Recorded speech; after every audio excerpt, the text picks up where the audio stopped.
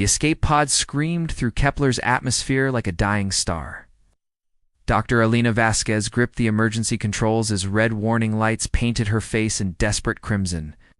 Her xenobiology research mission to the Outer Rim had become a nightmare when pirates attacked their vessel near the jump gate. "Come on, hold together," she whispered to the failing systems. The pod bucked violently as it hit the dense air of the unknown world below. Through the cracked viewport, she glimpsed endless forests of silver trees beneath twin purple moons. Impact came like thunder. Elena's world went dark. Consciousness returned slowly, accompanied by the scent of something floral and medicinal. Her head throbbed and her left arm felt like fire. As her vision cleared, she found herself staring into the most beautiful eyes she had ever seen. They were violet, like amethyst catching starlight, set in a face that was both alien and somehow familiar. The being leaning over her had silver, skin that seemed to shimmer with its own inner light, and long white hair that moved like liquid mercury. Alina tried to speak, but only managed to croak. The being, clearly female, despite her otherworldly features, placed a gentle finger to her lips and made soft clicking sounds that might have been language. "Water," Alina managed to whisper. The alien woman tilted her head, those remarkable eyes studying Elena's face, and she reached for a curved shell filled with clear liquid. She supported Elena's head with surprising tenderness and helped her drink. The water tasted of minerals and something sweet. Immediately soothing Elena's parched throat, she drank. She became aware of her surroundings. They were in some kind of cave, but not crude or rough. The walls seemed to pulse with a soft bioluminescence, and the air hummed with energy she could almost feel against her skin. "Thank you," Alina said softly. The alien woman straightened, her expression curious. She pointed to herself and said something that sounded like Zara. With musical undertones, Elena's human vocal cords could never replicate. "Zara," Elena attempted. The woman smiled, revealing teeth like polished pearls. She nodded enthusiastically, then pointed to Alina with a questioning expression. "Alina," she replied, touching her chest. Zara repeated the name carefully, her accent making it sound like a song. Then she gestured to Elena's injured arm, her face growing serious. "The limb was wrapped in some kind of bioluminescent moss that pulsed gently against Elena's skin. Elena tried to sit up, but Zara pressed her back down with firm but gentle hands. The touch sent an unexpected warmth through Elena's body that had nothing to do with fever or injury. Zara began unwrapping the strange bandage, revealing a deep gash that should have been agonizing. Instead, Elena felt only a mild, tingling sensation. The moss had somehow numbed the pain while encouraging healing. As Zara tended to her wound, Elena studied her rescuer's face. There was an intelligence there that reminded her why she had become a xenobiologist in the first place. The desire to understand, to connect across the vast distances between species and worlds. Zara's fingers were long and delicate, but Elena could see the calluses of someone accustomed to physical work. A warrior, perhaps, or a hunter. Clothing appeared to be made from plant fibers that shifted color subtly in the cave's strange light. "You saved me," Elena said, knowing Zara wouldn't understand the words, but hoping the tone would convey her gratitude. Zara looked up from her work and smiled again. She made a gesture that encompassed both of them, then pointed upward toward what Elena assumed was the surface. Her expression grew concerned, and she shook her head firmly. "Danger above," Elena interpreted, "but safe here with her." The healing touch 3 days passed in the sanctuary cave, and Elena's strength returned. With each passing hour, Zara proved to be an attentive caretaker, bringing food that looked alien but tasted surprisingly familiar, and changing the bioluminescent moss dressings that accelerated healing. Beyond anything Elena had seen in human medicine, communication evolved from simple gestures to a growing vocabulary of shared words. Elena learned that Zara's people called themselves the Celestians, and their planet was named Thyros. In return, she taught Zara basic English and told her about Earth and the stars beyond.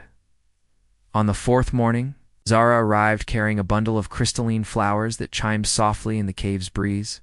She knelt beside Elena's makeshift bed, and began crushing the petals between her palms. The flowers released a pearl-like powder that sparkled as it fell. "Healing ceremony," Zara said in careful English, her accent making the words sound like poetry. Alina watched, fascinated, as Zara mixed the powder with water from a natural spring in the cave's depths. The mixture began to glow with the same soft light as the moss bandages. "May I touch?" Zara asked, gesturing to Elena's injured arm. Alina nodded, pulling back the loose shirt Zara had given her to replace her torn uniform. Zara's fingers traced the healing wound. Alina felt more than just the cool sensation of the glowing mixture. There was something electric in Zara's touch, as if she could feel the very life force flowing beneath Elena's skin. The Celestian woman closed her eyes and began humming, a melody that seemed to resonate with the cave walls themselves. Under Zara's ministrations, Alina felt warmth spreading through her entire body, not just healing but something deeper, connection she had never experienced with another being, human or otherwise. "Your people," Alina said softly, not wanting to break the spell. "Do they all have this gift?" Zara's eyes opened, meeting Elena's gaze. "Gift is connection," she said. "Thyros lives through us, we live through Thyros. You, ... She hesitated, searching for words. "You have strong lifelight. I feel it." Elena's breath caught. She had always been sensitive to the emotions of others. Had attributed her success in xenobiology to an intuitive understanding of non-human behavior. But this was different. This was like having another sense suddenly awakened. "Can you teach me?" Alina asked. Zara smiled and placed Elena's hand flat against her chest, just above her heart. "Feel," she whispered. Alina concentrated and gradually became aware of something like music beneath Zara's silver skin. A rhythm that wasn't quite heartbeat, wasn't quite breathing, but something uniquely alive and beautiful. "Now you try," Zara said, guiding Elena's other hand to her own chest. Elena focused inward, trying to sense whatever it was that Zara felt so easily. At first there was nothing, then slowly a warmth began to build beneath Zara's palm. The Celestian woman's eyes widened with surprise and delight. "You have gift," Zara breathed. "Very rare for sky people." Their faces were close now. Alina could see flecks of silver in Zara's violet eyes. The air between them seemed charged with more than just the planet's strange energy. Alina whispered. "Elena," Zara replied, and there was something in the way she said the name that made Elena's heart race. The moment stretched between them, filled with possibility and the growing awareness that what was happening went far beyond gratitude or simple attraction. This was connection on a level Alina had never imagined possible. Zara leaned closer, her breath warm against Elena's cheek. "Dangerous," she whispered. "Why?" Alina asked, though she didn't pull away. "My people, ... Zara struggled with the words. Different paths, different worlds. Alina reached up and touched Zara's face, marveling at the warm silk of her skin. Maybe it's time for new paths. Zara closed her eyes at the touch, leaning into Alina's palm. When she opened them again, Alina saw the same longing she felt reflected. In those violet depths, the healing ceremony forgotten, they moved toward each other with inevitable gravity. Their lips met softly at first. Then with growing passion as the energy they had awakened flowed between them like surf. In that moment, Alina understood that she had found something worth staying for. Forbidden Allianceth's sound of approaching voices shattered the peaceful morning in the sanctuary cave. Zara's head snapped up from where she lay curled against Elena's side, her body instantly tense with alarm. "My clan," she whispered urgently. "They come." Elena sat up quickly, still dizzy from their night together. Zara had shown her pleasures beyond human imagination, her connection deepening beyond the physical, into something that touched the very essence of their beings. "What do we do?" Alina asked, reaching for her clothes. Zara was already moving, her warrior training evident in every fluid motion. "You hide. Deep cave. They must not see Sky Person here." But it was too late. The voices grew closer, and Alina could hear the unmistakable sound of multiple beings entering the cave system. Zara's eyes filled with pain as she realized there was no escape. "Stand behind me," Zara commanded softly. "Let me speak first." 3 Celestians emerged into their sanctuary chamber, their silver skin seeming to pulse with agitation. The leader was elderly, his white hair braided with what looked like living vines, his violet eyes hard as cut gems. He spoke in rapid Celestian, his tone unmistakably angry. Zara responded with equal passion, gesturing toward Alina with protective urgency. "What?" "He's saying," Alina asked quietly. "Elder Keth says sky people are destroyers," Zara translated without taking her eyes off the elder. "He says I bring doom to our clan by harboring you." The elder continued his tirade, pointing accusingly at both women. Alina didn't need translation to understand the disgust in his expression when he looked at their rumpled clothing and disheveled appearance. "He knows," Alina said. Zara's jaw tightened. "He sees the bond mark," she said, touching a spot on her neck where Alina now noticed a faint silvery glow beneath the skin. The elder barked an order, and the two younger Celestians moved toward Alina with obvious intent to capture her. Stepped between them, her hands beginning to glow with the same energy Alina had felt during their lovemaking. The confrontation erupted into rapid Celestian. Zara's voice rose with defiance while the elder's face darkened with rage. Alina caught fragments she could understand: abomination, exile, death. "Zara, what's happening?" Alina pressed. "He gives choice," Zara said through gritted teeth. "I can kill you now, prove loyalty to clan, or we both face exile and death." Alina's blood turned to ice. In the third option, Zara's hand found hers, their fingers intertwining. "We run." The elder seemed to sense their decision before they made it. He raised his hand, and Alina saw power gathering there like controlled lightning. But Zara was faster. She pulled Alina close and pressed something into her palm, a small crystal that pulsed with warmth. Then she raised her own hands, and the cave filled with blinding silver light. The back passage, Zara shouted over the sound of energy crackling through the air. Now, they ran hand in hand through passages Alina had never seen, deeper into Thyros's underground network. Behind them, she could hear the elder's furious shouts and the sound of pursuit. "Where are we going?" Alina panted, as they climbed through a narrow fissure in the cave wall. "Ancient place," Zara replied. "Clans, maybe older than memory?" They emerged onto a mountainside overlooking a vast valley filled with ruins. Structures that seemed grown rather than built stretched toward the horizon, their surfaces covered with the same bioluminescent patterns that decorated the cave walls. "My ancestor city," Zara explained as they hurried down a hidden path. "Forbidden now. But maybe they understand better than Elder Keth." They took shelter in what had once been a temple, its walls carved with symbols that seemed to move in Alina's peripheral vision. Zara activated several light sources with her touch, revealing a space of breathtaking beauty and alien architecture. "Exiles now," Zara said quietly. The reality of their situation settling over them both, Alina pulled her close, feeling the silver glow of the bond mark warm against her skin. "I'm sorry. This is my fault." "No," Zara said firmly. "This is choice. My choice. Our choice." She kissed Alina with desperate passion, and Alina tasted salt tears on her lips. Whether Zara's or her own, she couldn't tell. "What happens now?" Alina asked when they broke apart. Zara looked out at the ancient city, her expression mixing sorrow with determination. "Now we prove that love is stronger than fear, that connection is stronger than separation." Alina squeezed her hand. "Together?" "Together," Zara confirmed. "Always together." As twin purple moons rose over the ruins, Alina realized she had found something worth fighting for, worth being exiled for, worth risking everything for in Zara's arms, surrounded by the mysteries of an ancient civilization. Alina began to understand that some bonds transcend species, worlds, and the narrow thinking of those two, afraid to imagine something new.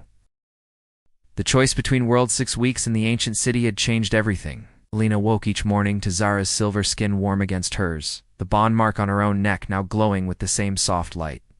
They had made a home among the ruins, learned to read the bioluminescent script that covered the temple walls, discovered that the ancient Celestians had once welcomed beings from other worlds.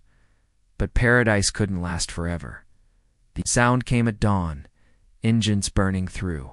Thyros's atmosphere. Alina recognized it immediately. A human rescue ship. Following the emergency beacon from her crashed pod, Zara felt her tension instantly.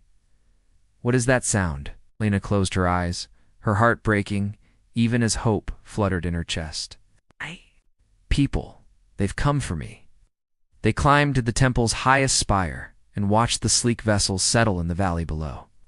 Elena's fingers found the communicator Zara had salvaged from her pod weeks ago. One call, and she could go home. Return to her laboratory, her research, her carefully ordered human life. You must go, Zara said quietly, though her hand gripped Elena's with desperate strength. Must I? Elena asked, turning to face her lover. What if I choose to stay?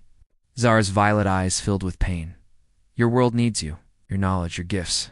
Here we are outcasts. There you can change how sky people see the stars. The communicator crackled to life. Dr. Vasquez, this is Captain Torres of the research. Vessel Endeavor.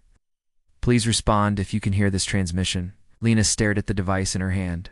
Captain Torres had been her mentor at the Xenobiology Institute. He had given her this assignment, this chance to study first contact protocols. Now he was offering her a way back to everything she had once thought she wanted. Alina, Zara whispered, I have something to tell you.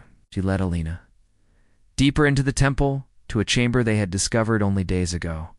The walls here were covered with images of Celestians and other beings, some clearly human, others unrecognizable. Together, creating something beautiful together. The old ones, Zara explained, they built this place as meeting ground. Species from many worlds came here to learn, to love, to grow together. Alina studied the murals with growing amazement. This is incredible. This could change everything. Prove that cooperation between species is not only possible but has happened. Before Zara nodded. But I cannot leave Theros. The planet bond is too strong. And you ... you cannot stay. Our people need what you have learned. They stood in silence, the weight of impossible choice crushing down on them. Lena's career. Her life's work, everything she had built waited in the valley below. But here, in Zara's arms, she had found a love that transcended worlds. There has to be another way, Alina said desperately. Zara kissed her then, soft and sweet and full of goodbye. Perhaps, but first you must go back. Tell them what you have found. Make them understand. That night, they made love with desperate passion, knowing it might be their last time. Zara showed Alina Celestian rituals of bonding that would connect them across any distance. Alina shared human poetry, trying to capture in words what Zara meant to her. The bond mark, Zara whispered as they lay entwined afterward. It will never fade. No matter how far you go, I will feel your lifelight. Alina traced the silver glow on Zara's throat, and I'll feel yours. In the morning, they walked hand in hand to the waiting ship. Captain Torres emerged with a team of medics and scientists, his weathered face showing relief and amazement. Lena, thank God you're alive. We feared the worst when we found your pod. Lena looked back at Zara, who had stopped at the edge of the ruins. To the humans, she probably looked like just another alien, beautiful, exotic, but ultimately separate from their concerns. Captain Alina said carefully, I need to debrief you on some extraordinary discoveries. This planet, these people, they're not what we expected. Of course, Captain Torres said. We'll have plenty of time to discuss everything on the journey home. Elena's feet felt like lead as she walked toward the ship. At the boarding ramp, she turned back one last time. Zara stood silhouetted against the ancient city, her silver skin glowing in the morning light. Across the distance, Lena felt their bond mark pulse with shared pain and unshakable love. She pressed her hand to her throat and felt Zara do the same. I'll come back, Alina called out, not caring who heard.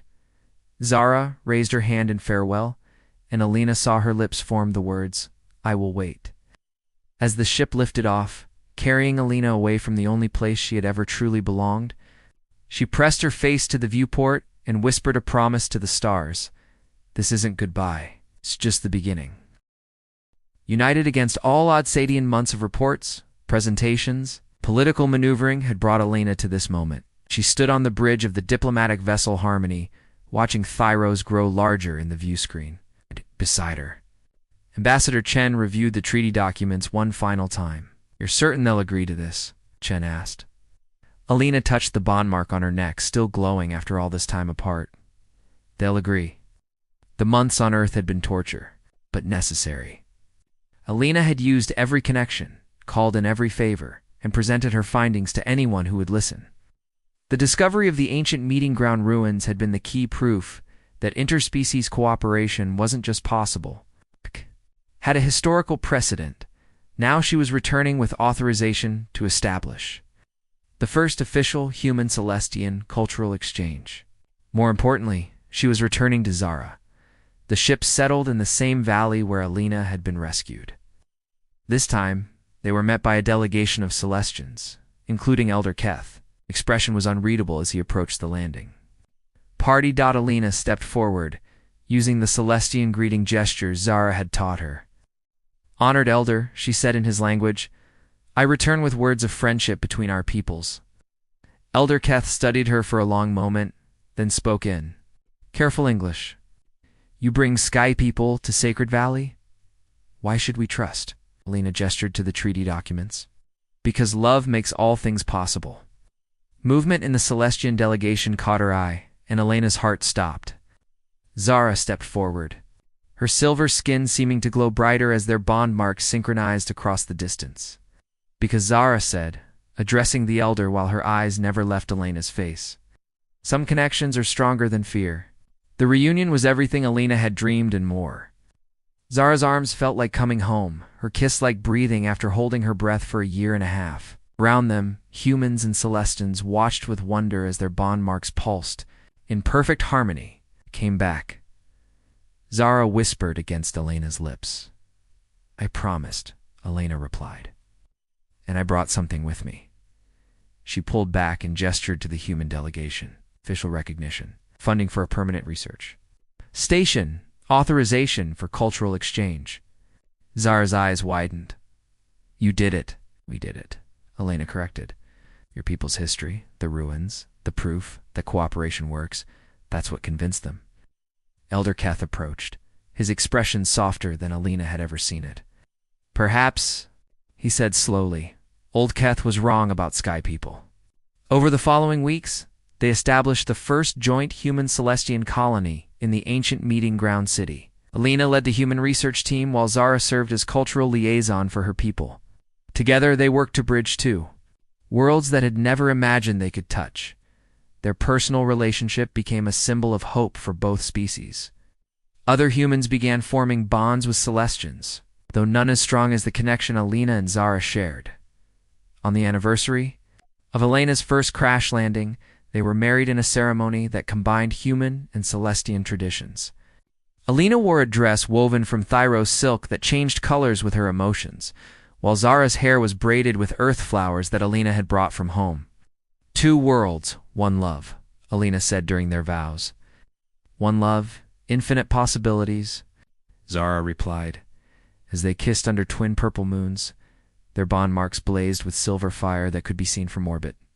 Watching from Earth, humans saw a new star appear in the constellation they were already calling the Bridge. Years later, when their daughter took her first steps with feet that could walk on both worlds, Alina knew they had created something that would outlast stars. Love had not only refused to let go, it had built something entirely new. In the end, that's what humanity did best: refuse to accept that something was impossible, and then prove the universe wrong through sheer stubborn determination and the power of an open heart. Zara had been right about one thing: love truly did make all things possible.